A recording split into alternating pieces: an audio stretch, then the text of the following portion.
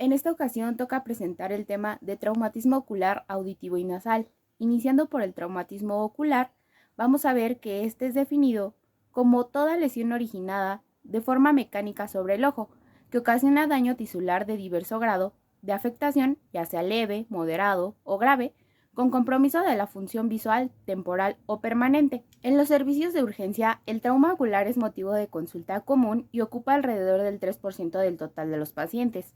Las agresiones físicas, los deportes, las actividades laborales industriales, agrícolas, la construcción y los accidentes de tránsito se encuentran entre sus principales causas.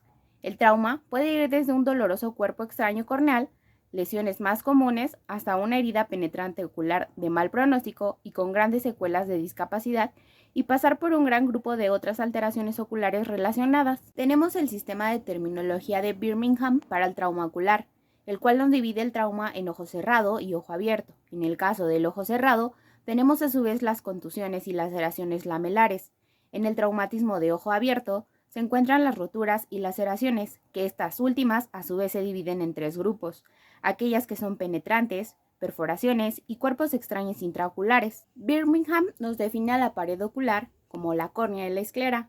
En la lesión a globo cerrado, como lesión que no abarca todo el grosor de la pared ocular, la lesión a globo abierto es definida como aquella lesión que abarca todo el grosor de la pared ocular. La contusión como una herida que no abarca todo el grosor, ya sea por un objeto contuso o deformidad del globo ocular. Por otro lado, nos dice que la laceración lamelar abarca todo el grosor de la pared ocular de forma parcial. La ruptura es toda lesión en la pared ocular por un objeto contuso.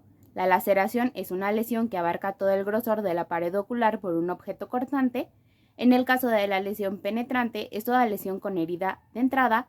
En el caso de la lesión perforante, es aquella lesión con herida de entrada y salida, mientras que el cuerpo extraño intraocular es manejada como una condición particular. Y por último, podemos tener lesiones mixtas, que es la combinación de las lesiones anteriormente mencionadas. En cuanto a la fisiopatología, el trauma ocular contuso se define como aquel originado por un objeto romo que contunde al globo ocular, ocasionando daño tisular de diverso grado de afectación, ya sea leve, moderado o severo, con compromiso de la función visual, temporal o permanente.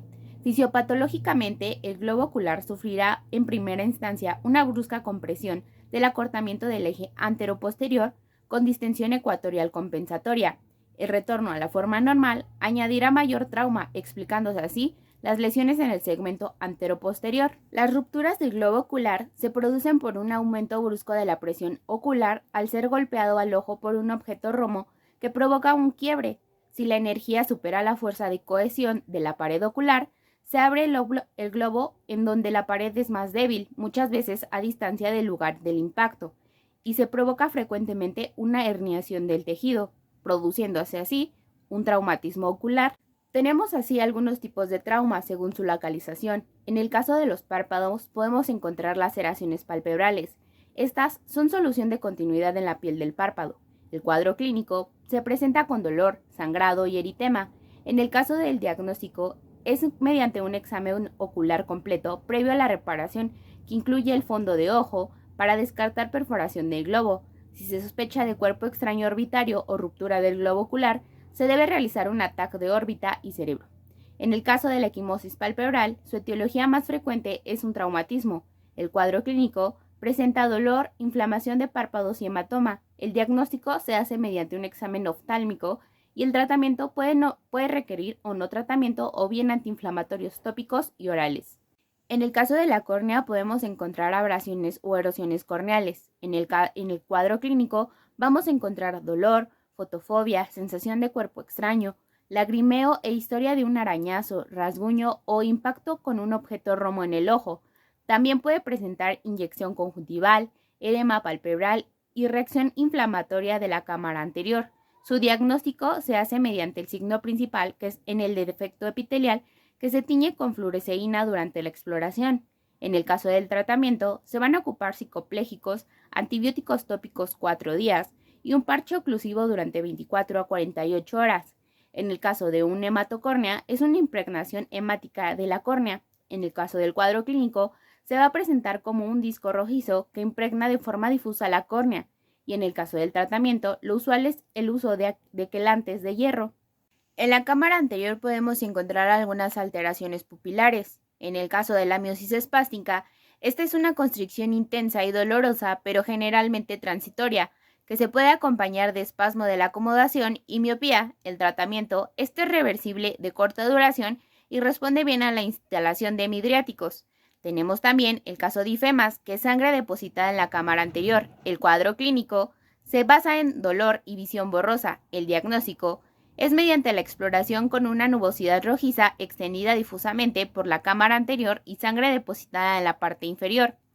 Por otro lado, tenemos también las rupturas del tejido iridiano, que es una alteración en el cual el iris está desgarrado en su inserción ciliar y separación de la misma. El diagnóstico es mediante la clínica y el tratamiento, en el caso de los casos intensos, mediante la sutura quirúrgica con el fin de evitar la posible aparición de diplopía. Podemos también encontrar cataratas traumáticas, esto con la opacificación del cristalino, localizada en la corteza posterior, aunque también se puede aparecer en la parte cortical anterior. El cuadro clínico se puede observar un anillo pigmentado circular en la cámara anterior del cristalino tras un traumatismo. El diagnóstico se hace mediante un examen oftalmológico y el tratamiento se debe de realizar una cirugía para el control de la catarata. En la retina y el vitrio podemos encontrar el desprendimiento de vitrio posterior, estado en el que el córtex del vitrio está separado de la membrana limitante interna de la retina neurosensorial en la parte posterior de la base del vitrio. El cuadro clínico es la percepción de moscas volantes o miodesopsias, fosfenos y en ocasiones pequeñas hemorragias retro y aloideas. En el caso de las rupturas traumáticas de la retina con desprendimiento, son desgarros retinianos o tracción retiniana por organización de una hemorragia vítrea o tras un traumatismo. El cuadro clínico puede presentar pérdida de la agudeza visual o parte del campo visual y el diagnóstico es mediante la valoración de una fundoscopía. En la coroides también podemos encontrar una ruptura traumática, usualmente producida por un traumatismo que comprime el ojo en sentido antero-posterior. Se produce disminución de la agudeza visual o es asintomático. El cuadro clínico son la formación amarillas o blancas múltiples subretinianas en forma de rayo. También podemos encontrar hemorragias coroideas, que es un cúmulo de sangre subretiniano. Los síntomas se pueden aparecer hematomas en forma de una masa grisácea que se levanta en la retina. Durante 1 a 3 meses se pueden reabsorber lentamente, dejando cierta atrofia cororetiniana. En la ruptura del globo ocular y daño ocular penetrante, el cuadro clínico es dolor, disminución de la visión e historia de traumatismo. Sus signos principales son ruptura ocular, hemorragia conjuntival severa, ifema, el contenido intraocular puede estar fuera del mismo, la coloración café orienta a que se trata del iris o del cuerpo ciliar. Si es transparente, es sospecha del vitrio. Cuando se trata de una herida penetrante, hay lesión del espesor total escleral o corneal. El diagnóstico es mediante una radiografía o una TAC y el tratamiento es una intervención quirúrgica específica. En el caso del cuerpo extraño intraocular, el cuadro clínico, se presenta con dolor de ojo, disminución de la agudeza visual, puede haber o no una perforación clínicamente detectable en la córnea o la esclera y puede producir una reacción inflamatoria. En el caso del diagnóstico, los cuerpos extraños no siempre se detectan en la exploración, por lo que hay que recurrir a la exploración radiológica para detectarlo ante su sospecha, así seguir con un TAC o una ecografía. El cuadro clínico general a sospechar en el paciente con traumatismo ocular es la pérdida o disminución de la agudeza visual, pérdida de la integridad del globo ocular, presencia de hemorragia ocular, equimosis periorbitaria, campo visual alterado, movimientos oculares limitados, pupila no reactiva, proptosis, hipema, inyección conjuntival, presencia de cuerpo extraño y dolor. En todo paciente con antecedente de trauma ocular reciente se debe realizar el interrogatorio y exploración oftalmológica completa bajo midriasis farmacológica para descartar lesión ocular asociada. En el primer nivel solo debe realizarse para descartar la presencia de cuerpo extraño en los tejidos. En el segundo nivel y con apoyo de la exploración del oftalmólogo, se detecta la necesidad de algún otro estudio.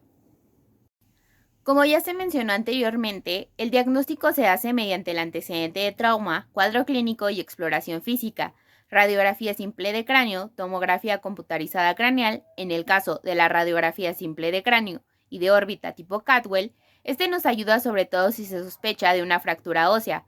Todo trauma directo o indirecto, dependiendo de su intensidad, puede comprometer la integridad de la órbita, anexos, globo ocular, contenido intracorneal y así verse comprometida la agudeza visual. La radiografía tipo Cadwell consiste en la evaluación del reborde orbitario, paredes externas, superior, inferior, senos frontales y etmoidal. La tomografía axial computarizada craneal consiste en la obtención de imágenes de cortes o secciones de algún objeto. En los casos o sospecha de cuerpos extraños intraoculares, es innegable la utilidad de la tomografía computarizada.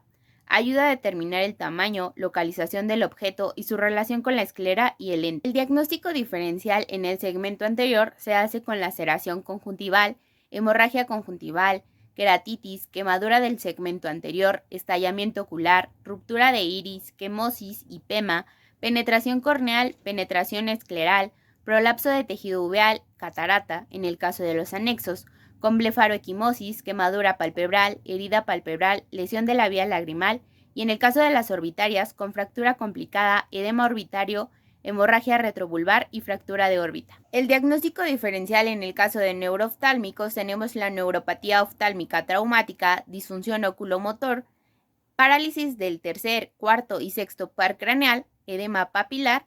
En el polo posterior tenemos la conmoción retiniana, hemorragia vítrea, ruptura coroidea, desprendimiento coroideo, desprendimiento de la retina y retinitis. Se evalúa al paciente dependiendo del tipo de trauma, mecanismo de lesión, grado de agudeza visual durante el examen oftalmológico, defecto pupilar aferente y la zona de lesión. Vemos en el esquema el trauma ocular abierto y cerrado según Birmingham y se evalúa en cada uno para así poder estadificar al paciente. En el caso del trauma ocular abierto y cerrado, se evalúa el tipo de mecanismo de lesión, ya sea por una rotura, penetrante, cuerpo extraño intraocular, perforación o mixto, el grado de agudeza visual al momento de la consulta y así podemos ver clasificado en la letra A a la E, siendo la letra A una menor lesión o pérdida de la visión y en el caso de la letra E, el paciente no percibe la luz en el examen. También se evalúa la presencia de defectos pupilares aferentes, ya sean positivos o negativos. Lo único que cambia en la evaluación del tratamiento abierto y cerrado es la zona lesionada. En el abierto nos dice que la zona 1 pertenece a la córnea, la zona 2 hasta 5 milímetros posterior al limbo y la zona 3 más de 5 milímetros posterior al limbo. En el caso del trauma cerrado, la zona 1 corresponde a la parte exterior, limitado a la conjuntiva vulvar, esclera y córnea. En la zona 2, el segmento anterior desde la cámara anterior a la cápsula posterior del cristalino y la zona 3 del segmento posterior por detrás de la cápsula posterior del cristalino. En este esquema podemos ver el seguimiento en el paciente con antecedente de trauma, presencia de equimosis y o hematoma en la región periocular.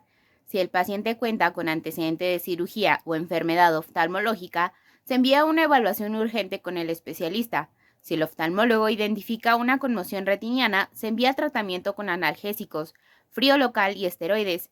Si el especialista encuentra una lesión distinta a una contusión ocular y orbitaria, se da seguimiento y tratamiento específico. Posterior se lleva una revisión de rutina ordinaria. Sin embargo, si el paciente no tiene antecedentes de cirugía o enfermedad oftalmológica, se hace un examen en primer nivel y si presenta alguno de los siguientes puntos como pérdida de la integridad ocular, agudeza visual menor de 20-200, campo visual alterado, movimientos oculares limitados, pupila pequeña, no reactiva, deformidad pupilar, proptosis, hipemia, ausencia de reflejo rojo e inyección conjuntival, se envía al paciente a una evaluación oftalmológica urgente.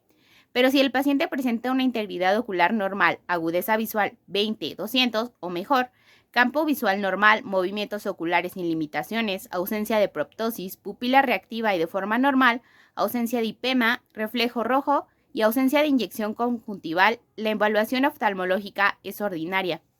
El tratamiento irá encaminado al diagnóstico del tipo de lesión originada por el traumatismo. En el caso del farmacológico, tenemos en adultos con ibuprofeno a dosis de 400 miligramos cada 6 horas, el paracetamol de 500 miligramos cada 8 horas. En pacientes con contusión retiniana, es posible administrar esteroides como prednisona de 1 miligramo por kilo por día para reducir la formación de cicatrices, sobre todo si está involucrada la zona macular. El no farmacológico, para las contusiones perioculares, se sugieren medidas generales como la aplicación de hielo. Dependiendo del tipo de lesión ocular, se debe aplicar un parche de presión o protector. En casos de penetración en el globo ocular, los parches de presión nunca se deben de poner y en su lugar se debe aplicar un parche protector que proteja el ojo sin aplicar ninguna presión. En el caso de las suturas, en las laceraciones de párpado y la periferia, las suturas pueden ser parte del manejo adecuado por parte del médico de atención primaria, siempre y cuando la laceración no amenace el canículo, no sea profunda y no afecte los márgenes del párpado. Ahora hablaremos sobre el traumatismo auditivo. El traumatismo acústico se va a dividir de acuerdo a la causa, si es por un traumatismo craneoencefálico, si es por un traumatismo acústico agudo o si es por un traumatismo acústico crónico. De estos hablaremos más adelante. Otra clasificación es de acuerdo a la localización de la lesión, es decir, en el oído externo, en el oído medio o en el oído interno. Cuanto al oído externo, lo que podemos encontrar es una herida o una laceración secundaria a un evento violento o a algún asalto que provocan una acción mecánica sobre el pabellón auricular. En esta se puede lesionar la piel, las partes blandas, el esqueleto cartilaginoso, así como el arrancamiento total de la oreja. El tratamiento en estos casos es el control de la hemorragia, un lavado antiséptico, una limpieza quirúrgica eliminando los fragmentos de piel y de cartílago, realizar suturas si es necesario, dar antibiótico para evitar la pericondritis y en caso de que haya una amputación total de la oreja y que tenga menos de 2 horas se puede transportar en hielo y se puede llegar a reimplantar. Si tiene ya más de 2 horas ya es muy difícil que se reimplante. Otra lesión que podemos encontrar en el oído externo es el otohematoma. Este es un acúmulo de sangre en el espacio virtual entre el cartílago y el pericondrio. Este se debe a los golpes continuos en la misma zona. Al haber un hematoma pequeño y reciente, el tratamiento que se utiliza es extraer por punción o aspiración, como está en la imagen de la derecha. En el caso de que ya sea un otohematoma grande y ya tenga una evolución mayor, se realiza un drenaje quirúrgico en la zona de declive del hematoma, en el borde interior del hélix y además se puede colocar un pequeño drenaje Penrose durante 48 horas, se coloca un vendaje y se da una profilaxis antibiótica para evitar las infecciones. Dentro de las complicaciones del otohematoma se encuentra la recidiva del hematoma, así como una infección, específicamente una pericondritis que deforma el pabellón auricular, dándonos el signo de la oreja de coliflor. También se pueden encontrar heridas en el conducto auditivo externo. Estas generalmente se deben a la introducción de algún cuerpo extraño, ya sea un lápiz, una pluma, algún cotonete, algún juego de los niños o incluso algún insecto. El tratamiento en estos casos es la extracción del objeto extraño mediante la irrigación de agua a 36 grados centígrados. En la imagen superior observamos el procedimiento de cómo extraer el objeto. En la imagen A observamos la visualización directa e intento de extracción con gancho otológico. En la imagen B observamos un lavado con agua templada y en la imagen C observamos la extracción con gancho mediante una visión otoscópica. En la última imagen, que es la D, aquí observamos la extracción del cuerpo extraño mediante la aspiración y la visión otoscópica. Si hay una erosión pequeña, se da gotas de antiséptico durante 3 a 4 días, pero si es una erosión grande, se necesita de una cobertura antibiótica mediante la colocación de un cilindro de gasa con pomada antibiótica para que prevenga las posibles estenosis cicatrizales. Ya entrando en el oído medio, lo que podemos llegar a encontrar es una perforación traumática de la membrana timpánica. Esto se va a deber a una manipulación incorrecta de los hisopos, un lavado óptico mal realizado, una introducción de un cuerpo extraño, un barotrauma, así como una fractura longitudinal del temporal. El cuadro clínico que presentan los pacientes con una perforación de membrana timpánica es un dolor intenso, una otorragia escasa, una sensación de taponamiento, pueden llegar a presentar hipoacusia, acúfenos o incluso vértigo agudo. A la exploración física, lo que podemos encontrar es una perforación puntiforme por el trauma directo, así como bordes irregulares y angulosos. En los pacientes con membrana perforada se les manda a realizar una audiometría en donde vamos a encontrar datos de hipoacusia de transmisión variable afectando fundamentalmente a frecuencias graves. En cuanto al tratamiento de los pacientes se recomienda primero limpiar el oído bajo visión microscópica de todo el material contaminante, ya sea coágulos o tejido desvitalizado, así como impedir la entrada de agua o de otros contaminantes al oído. El paciente no debe de sonarse la nariz con fuerza ni contener el estornudo, así como no ocluir el conducto auditivo externo con tapones de algodón. En el caso de que sea una perforación pequeña, no se va a requerir como tal un tratamiento específico ni antibióticos, a menos que presente datos de infección, pero cuando es una perforación grande y los bordes están invertidos o evertidos, se le da anestesia local al paciente, se realiza asepsia, se afrontan estos bordes bajo visión microscópica para favorecer el cierre, y además se ha propuesto la colocación de una lámina de gel foam o espongostán reabsorbible para que actúe favoreciendo la regeneración de la membrana. Y una vez realizado el tratamiento, se examina después de 3 semanas y se va a considerar como una secuela cuando no haya cerrado aún después de 12 semanas del tratamiento, o existe un plazo de 3 a 6 meses para realizar una miringoplastía reparadora, en donde todavía, o en aquellos casos en donde todavía no ha cerrado la membrana timpánica. Siguiendo con el oído medio, también existen las varopatías. Estas se deben a la variación de la presión ambiental. Una de estas patologías es el blast auricular. Este se debe a las lesiones traumáticas por cambios súbitos de la presión, es decir, esta puede ser causada por estallidos explosivos, por bofetadas, por algún impacto de balón, por ascensos y descensos rápidos en viajes aéreos. El cuadro clínico se va a dividir en aquellos pacientes que debido a este traumatismo presentan alguna perforación, o cuando no presentan alguna perforación. En el caso de que presenten perforaciones timpánicas, generalmente se presentan hasta un 42% en el cuadrante anteroinferior y un 10% se llega a presentar en el cuadrante posterior-inferior, y se dice que nunca se presentan en la pars flácida. Además de esto, se puede llegar a lesionar la articulación de los huesecillos, específicamente la incuboestapedial, así como también el paciente puede presentar un edema y congestión de la mucosa óptica, así como una hemorragia ocasional.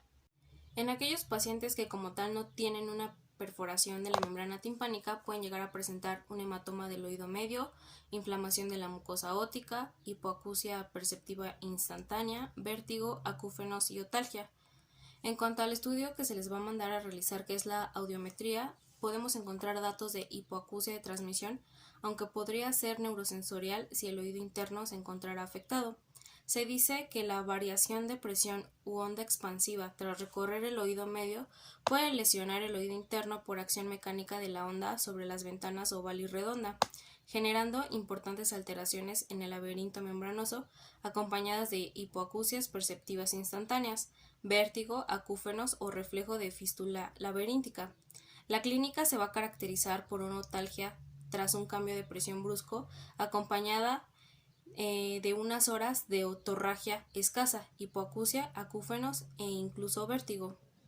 Se dice que un estallido va a ser aquel que dura más de 1.5 milisegundos y se le va a denominar explosión. En cambio, un estallido que dura menos de 1.5 milisegundos se le va a denominar detonación. Se dice que la explosión tiene mayor acción mecánica sobre estructuras del oído medio y prácticamente nulo sobre el oído interno. En cambio, las detonaciones apenas afectan al oído medio, pero sí al oído interno. En cuanto al tratamiento, en aquellos pacientes que presentan una perforación timpánica se recomienda realizar una reparación espontánea, que tenga una limpieza aséptica del conducto auditivo externo, una antibiótico-terapia, una eversión de bordes con anestesia y colocación de lámina de espongostán reabsorbible, y si en 3 meses no hay cierre, se procede al cierre quirúrgico con la timpanoplastía. Otro traumatismo en el oído medio es la aeroitis. Esta se debe a una alteración del oído por consecuencia de los cambios progresivos de presión no compensados por mala permeabilidad tubárica o excesivo gradiente de presión, la cual tiene lugar en los viajes aéreos, de submarino o en los descensos rápidos de puertos y montañas. Como sabemos, la trompa de Eustaquio consiste en equilibrar la presión entre la caja timpánica y la rinofaringe. Cuando existe una hiperpresión en el oído medio, la trompa se abre pasivamente dejando escapar el aire, mientras que en la hipopresión necesita acción de los músculos periestafilinos para abrirse activamente dejando entrar el aire del cabo. La ley de Boyle nos menciona o establece que en condiciones de temperatura constante, el volumen de los gases guarda una relación inversa con la presión a la que son sometidos. Así, al ascender a grandes alturas rápidamente, la presión atmosférica desciende, por lo que según Boyle produce un aumento de volumen del aire contenido en la caja timpánica, proyectándose la membrana timpánica hacia afuera. En condiciones normales, la apertura pasiva de la trompa compensaría esta situación. Por el contrario, al descender la presión aumenta, con lo que el aire de la caja timpánica tiende a reducir su volumen, produciéndose una retracción del tímpano hacia la caja. Esta situación precisa la apertura activa muscular de la trompa para equilibrarse. Las infecciones respiratorias altas, los procesos alérgicos, la hipertrofia adenoidea y otros procesos impiden una correcta función de la trompa y agravan el problema. Como consecuencia de la tendencia a la contracción de la caja y a la falta de apertura de la trompa, se produce una succión de la mucosa que se traduce en edema y en una hemorragia. Estos no tardan en generar un transudado del oído medio e incluso un hemotímpano, llegando a producirse en ocasiones perforación de la membrana timpánica. Es por eso que estos pacientes en el cuadro clínico van a presentar una otalgia intensa, acúfenos, autofonía, ruidos al movilizar la articulación temporomandibular, hipoacusia de transmisión y en algunas ocasiones pueden llegar a presentar alteraciones vestibulares. A la exploración física, con la otoscopía, podemos encontrar un tímpano deprimido con vasos ingurgitados y si transcurren 1 o 2 horas sin que se haya abierto la trompa, se produce un derrame seroso o serohemorrágico en el oído medio. En cuanto al tratamiento, se puede recomendar que el paciente no viaje en avión si tiene alguna infección de vías respiratorias, que realice maniobras que posibiliten la permeabilidad de la trompa, como lo son la deglución, el bostezo y la masticación. Y en las causas mecánicas por alteraciones anatómicas debido a la hipertrofia adenoidea o a la desviación del tabique nasal, habrá que recurrir a su corrección quirúrgica. También se pueden llegar a utilizar vasoconstrictores nasales, analgésicos, antiinflamatorios, sobre todo corticoides si el cuadro es intenso. Y si no fuese suficiente, se recurre a la paracentesis con o sin colocación de drenaje transtimpánico. Hablando del oído interno, podemos encontrar un traumatismo craneal cerrado sin fractura de hueso temporal. En cuanto a la etiopatogenia, este traumatismo se va a deber o va a producir vibraciones en las paredes óseas que son transmitidos a los líquidos laberínticos, dando lugar a una onda de choque que afecta las estructuras sensoriales y vasos de ambos laberintos. Anatomopatológicamente se trata de lesiones histopatológicas de las células neuroepiteliales, es decir, hay una destrucción de las células ciliadas, hay pequeñas hemorragias en los líquidos laberínticos, hay colapsos del utrículo y sáculo por desgarros, así como una atrofia neuronal en el órgano de Corti.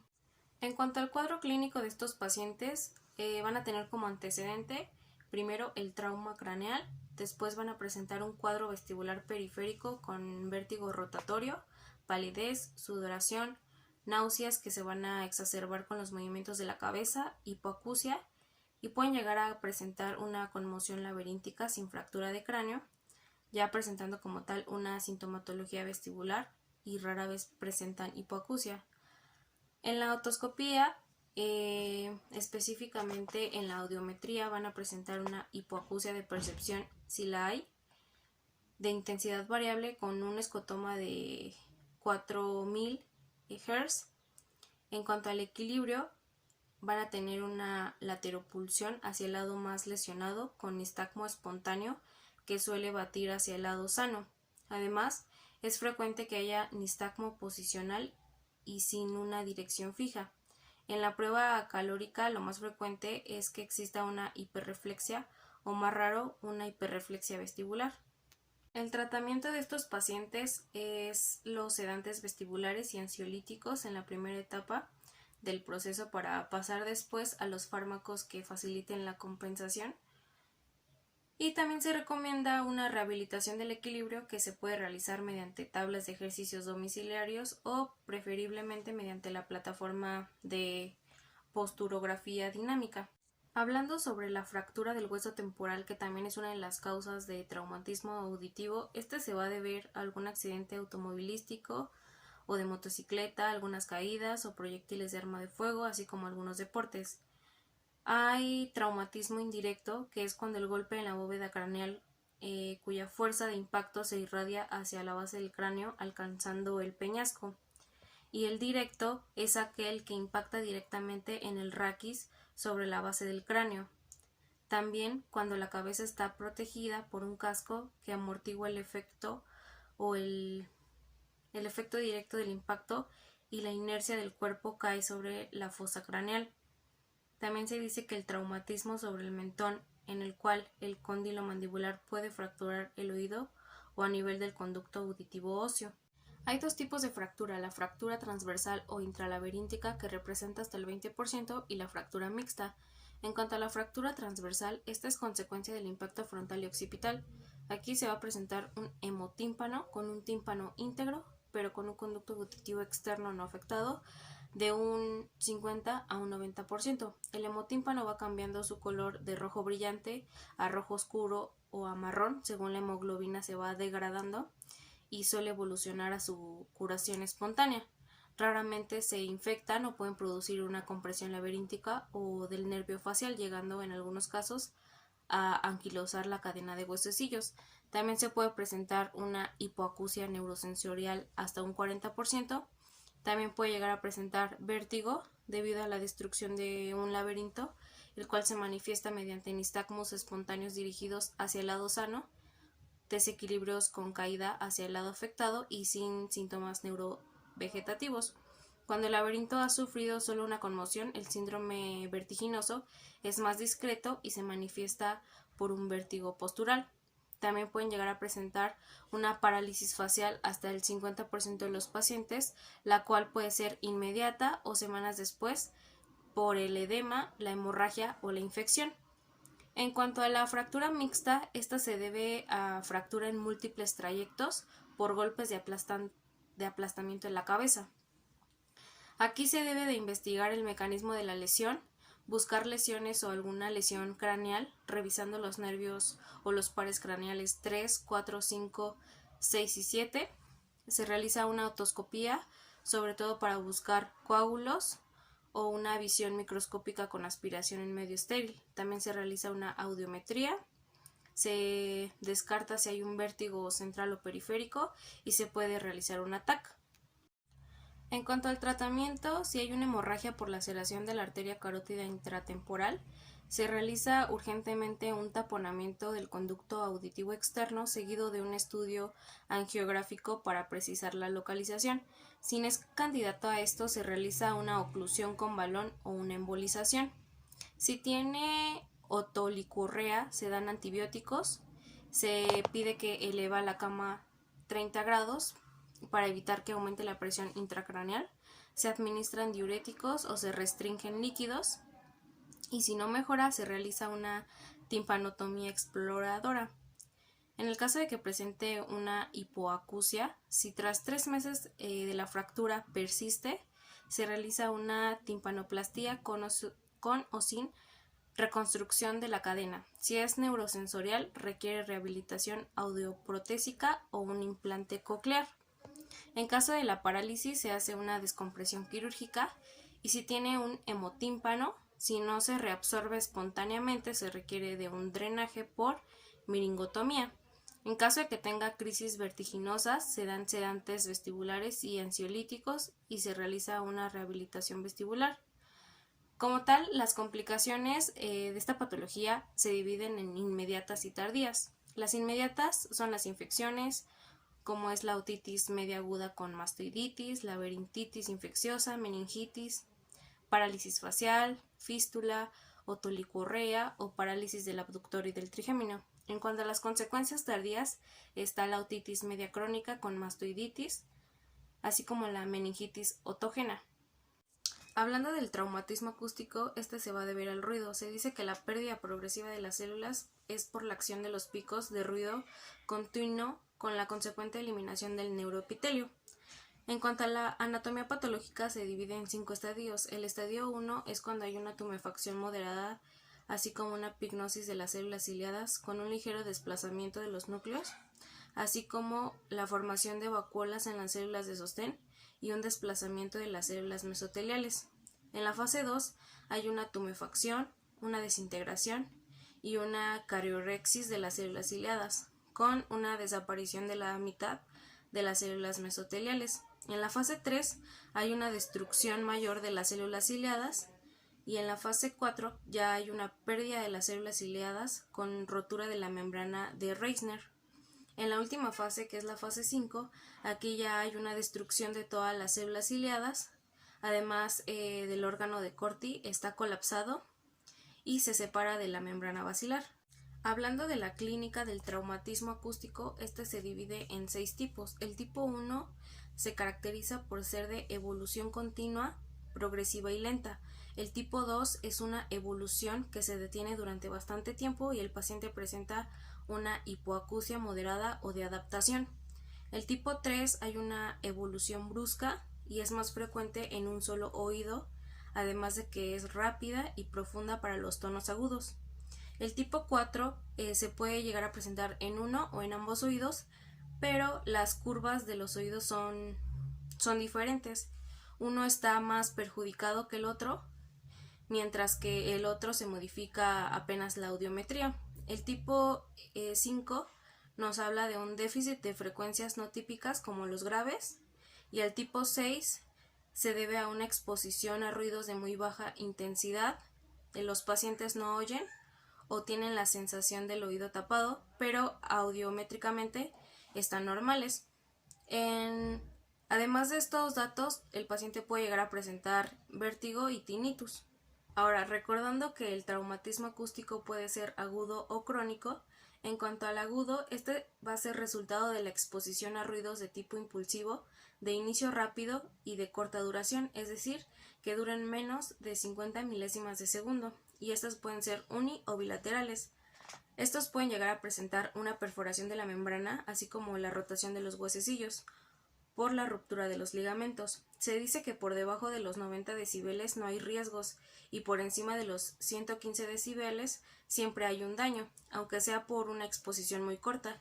Entre los 90 y los 115 decibeles influyen los numerosos factores como es la susceptibilidad personal, los caracteres del ruido y la exposición.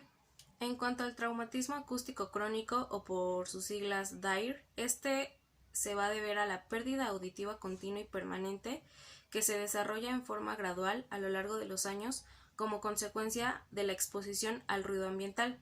Este habitualmente es bilateral y simétrico. Se dice que cuanto mayor sea la duración del estímulo, menor será la posibilidad de recuperación, y si la exposición es repetitiva, la lesión del oído interno puede producir una pérdida auditiva permanente. Pero, ¿cuáles son las características del ruido que favorecen el desarrollo de un traumatismo acústico crónico? Primero, en cuanto a la frecuencia, se dice que deben de ser de 2000 a 3000 Hz, ya que ocasionan mayor deterioro, sobre todo los ruidos industriales. En cuanto a la intensidad y el tiempo, se dice que los ruidos por debajo de 80 decibeles durante 8 horas no son peligrosos y solo pueden causar una fatiga auditiva. En cuanto a la duración, se dice que los ruidos continuos son menos perturbadores que los intermitentes, ya que la impedancia auditiva puede modificarse, posibilitando una adaptación que no existe para los segundos. En cuanto a la intermitencia, se dice que aunque el nivel mayor debería ser de 80 decibeles durante 8 horas, se pueden tolerar intensidades mayores sin consecuencias, siempre que las mismas sean ocasionales, esporádicas e interrumpidas por un tiempo de recuperación. En esta diapositiva podemos observar que los pacientes normales tienen una frecuencia mayor a 25 decibeles. En cuanto a la patológica, se divide en traumatismo acústico agudo, traumatismo acústico crónico y otras alteraciones. En cuanto al trauma acústico, en donde no hay afección del área conversacional, se va a dividir en leve y avanzado. En leve cuando tiene menos de 55 decibeles y avanzado cuando tiene más de 55 decibeles.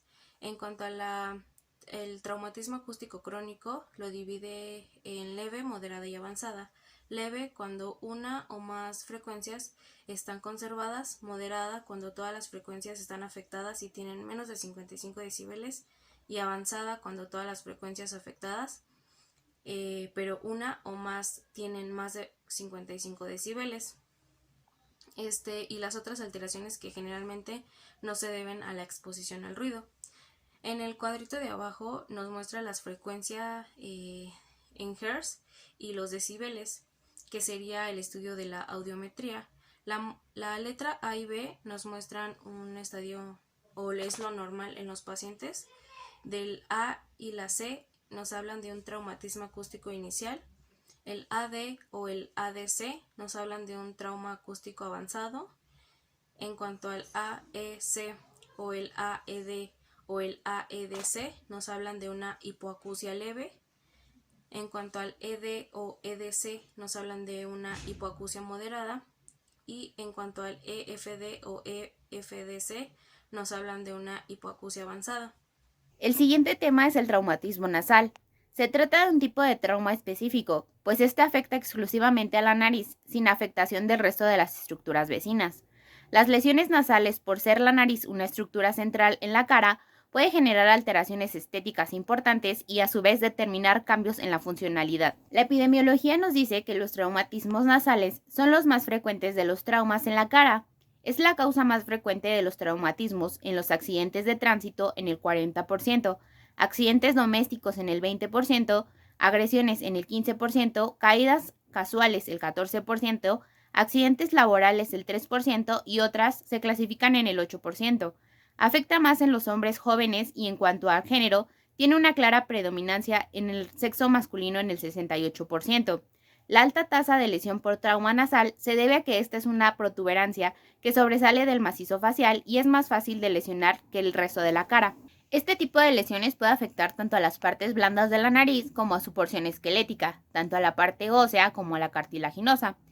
Tenemos así el hematoma del tabique, que es la acumulación de sangre entre el cartílago septal y el pericondrio. Es producido por un trauma directo en la pirámide nasal que rompe los vasos septales subpericóndricos. También se da por unos microtraumas en pacientes con discrasias sanguíneas. Produce dolor, obstrucción nasal uni o bilateral y a veces epistaxis. El diagnóstico es mediante la visualización directa, elevando la punta nasal o por rinoscopía anterior. El tratamiento es mediante un drenaje, incisión y evacuación, taponamiento anterior y antibiótico-terapia. Las fracturas nasales se pueden afectar los huesos propios y o del tabique en su porción ósea o cartilaginosa. Son las fracturas faciales más frecuentes. Son difíciles según su dirección y su trayectoria del trauma. En los traumas frontales se dan por fracturas del hueso propios o del tabique con hundimiento, y en el trauma lateral hay desplazamiento lateral de la nariz por la fractura y desplazamiento de los huesos propios u ocipitales o una combinación de estos. Produce dolor y epistaxis uni o bilateral. Se puede observar la deformidad nasal, el hundimiento o desplazamiento lateral, edema y borramiento de los pliegues nasales. A la palpación podemos comprobar la crepitación. Tenemos así la clasificación de las fracturas nasales. Estas se dividen en dos, en fracturas no desplazadas con línea de fractura milimétrica, que a su vez se subdividen en dos, en fracturas unilaterales por impacto leve en plano frontal y fracturas bilaterales por impacto frontal u oblicuo leve.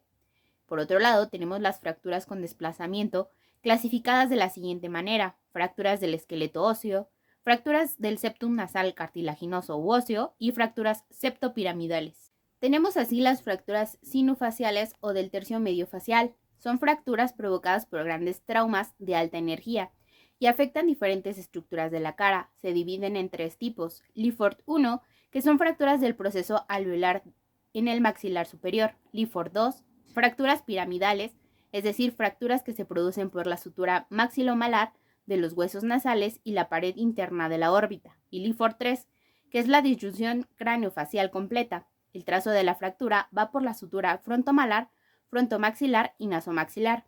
Hay dolor intenso e inflamación, epistaxis, y en la cara presenta un alargamiento y aplanamiento maloclusión mandíbulo-maxilar, inestabilidad maxilar superior y hundimiento facial. Por otro lado, tenemos las fracturas naso-órbito-etmoidales. Son fracturas del centro de la cara producidas por un trauma directo. Debido a que los huesos nasales están en contacto con las celdillas etmoidales y la pared medial de la órbita, en traumas de gran fuerza se ven involucrados los huesos etmoidales nasales propios y las apófisis ascendentes del maxilar. Se clasifican en tres tipos. El tipo 1 es un segmento central único sin compromiso del canto interno. El tipo 2 es un segmento central con minuto sin compromiso del canto interno. Y tipo 3, un segmento central con minuto con desinserción del canto interno. Encontramos así nariz aplanada, dolor localizado, hipoestesia, maloclusión, diplopía, asimetría facial, edema, equimosis, movilidad patológica, crepitación ósea y salida de líquido cefalorraquídeo. Tenemos también las fracturas orbitarias. Es frecuente la fractura del suelo orbitario o del techo del seno maxilar. Asociada a la fractura malar, se puede dar por un trauma directo del globo ocular. Hay hundimiento y protrusión de la grasa orbitaria y del globo ocular al seno maxilar. Se ve edema palpebral, hematoma, enoftalmos y diplopía. También tenemos las fracturas del malar. Estas fracturas son desplazamientos que pueden pasar desapercibidas. Hay presencia de dolor, hematoma, hemorragia subconjuntival y hundimiento malar, también escalonado en el borde orbitario y anestesia del labio superior por lesión del nervio infraorbitario. Se puede observar enoftalmos, diplopía y disminución de la mirada vertical. Tenemos dos tipos de daños nasales, el daño morfológico y el daño funcional. En el caso del daño morfológico, en las fracturas hay una deformidad. Esta dependerá de la dirección en la que actúe el agente lesivo. Si es en sentido antero-posterior, va a producir un hundimiento de la nariz, dándole el aspecto de una silla de montar o de nariz hundida o bien nariz de boxeador. Si es en sentido lateral, provocará que la nariz se desvíe hacia un lado y principalmente en grandes traumatismos hay una combinación de hundimientos con desviaciones laterales. En la deformación nasal puede ser secundaria a fracturas de la pirámide nasal o como parte de traumatismos complejos en el macizo facial. En el caso del daño funcional tenemos algunas como la insuficiencia respiratoria, la cual es la dificultad o imposibilidad para la respiración nasal. La desviación del tabique nasal es una de las principales causas. Luego del traumatismo, el paciente observa que no respira o lo hace mal por una o ambas fosas nasales. En el caso de la anosmia, la fractura nasal pura no suele producir anosmia, excepto que si hay una desviación del tabique produciendo una anosmia mecánica, debido a que no llega el aire a la mucosa olfatoria y esta se acompañaría de insuficiencia nasal. En el caso de la rinorrea cerebroespinal, es la salida de líquido cefalorraquídeo por las fosas nasales, síntoma frecuente en las fracturas de base del cráneo. En el caso de las algias residuales, es un dolor localizado en la pirámide nasal que se agrava con la palpación, frecuentemente después de un traumatismo. Para el diagnóstico del traumatismo nasal tenemos que tomar en cuenta la exploración física, que toma en primera instancia la inspección y la palpación. Aquí vamos a evaluar si hay lesión de la pirámide nasal y del vestíbulo. Vamos a percibir si hay dolor o anestesia y después se va a realizar una rinoscopía. También tenemos que realizar una exploración funcional para ver dos aspectos, la respiración y la parte olfatoria. En cuanto a la respiratoria, le vamos a pedir al paciente que expire sobre una lámina metálica o un espejo de Glatzel, que es el de la imagen de arriba, para que se formen dos manchas de vapor de agua. O también se puede realizar una rinodebitomanometría, que estudia el volumen de aire en función de la presión y las presiones de la respiración nasal. Si hay una insuficiencia nasal, la presión aumentará por el mayor esfuerzo. El flujo de aire se mantendrá igual si la obstrucción es leve, sin embargo, disminuirá si hay mayor obstrucción.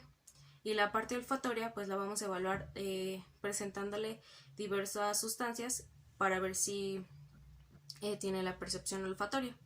También se tiene que realizar una valoración del trauma nasal, evaluando la deformidad, la insuficiencia respiratoria, sobre todo por la desviación del tabique, la cual se va a dividir en 4 grados. El grado 1 es una insuficiencia parcial unilateral, el grado 2 es una insuficiencia parcial bilateral o total unilateral, el grado 3 es una insuficiencia bilateral total y el grado 4 nos habla de cualquiera de las anteriores asociada a una deformidad externa.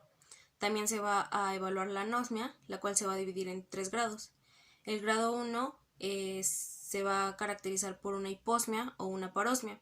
el grado 2 por presentar anosmia y el grado 3 por una anosmia junto a otros trastornos de la insuficiencia respiratoria más la cefalea.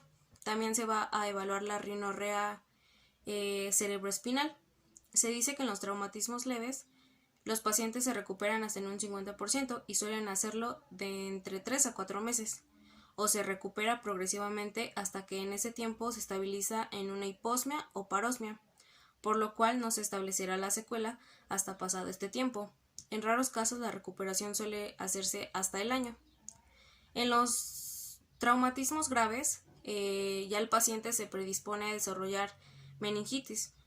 Se dice que la rinolicorea en una fractura de la base del cráneo y un desgarro de la dura madre solo podrá realizarse el tratamiento mediante una intervención neuroquirúrgica. También se va a mandar a hacer varias radiografías. Una de ellas es la simple de pirámide nasal en perfil, o también denominado perfilograma, sobre todo para evaluar la estructura ósea o la fractura. Se va a pedir una radiografía anteroposterior de cráneo para evaluar las fosas nasales, el tabique, los cornetes y el seno frontal. También se puede pedir una de senos anteriores o nasómetro para ver los senos maxilares, fosas nasales, tabique, órbitas y el seno frontal. Y también se puede pedir una de base de cráneo.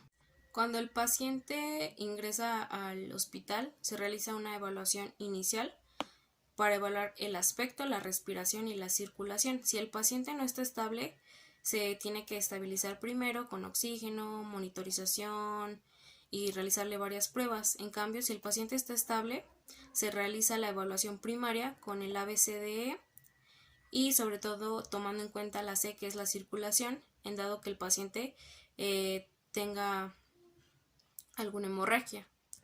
En la evaluación secundaria se realiza el sample y la exploración física. En cuanto al sample, se va a buscar los signos y los síntomas que tenga el paciente, como obstrucción nasal, epistaxis, dolor, anosmia o la deformidad estética. También se va a investigar el mecanismo de lesión y el tiempo que tiene del accidente. A la exploración física se va a dividir en un examen externo y en un examen interno, que es la rinoscopía.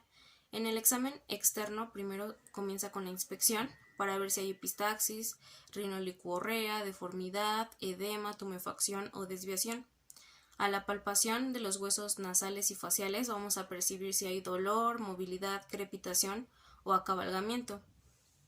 En cuanto al examen interno de la rinoscopía, si el paciente tiene epistaxis, se va a evaluar la presión local, pero si no tiene, se hace una valoración del tabique para descartar fractura, absceso o hematoma. Después pasamos a la evaluación terciaria, que es en donde se realizan las pruebas complementarias y el tratamiento. En cuanto a las pruebas complementarias, están las radiografías que les mencionaba hace un momento y se puede realizar un TAC solo si se sospecha de fractura naso-orbitoetmoidal y además que presente epistaxis, anosmia o nariz sencilla de montar.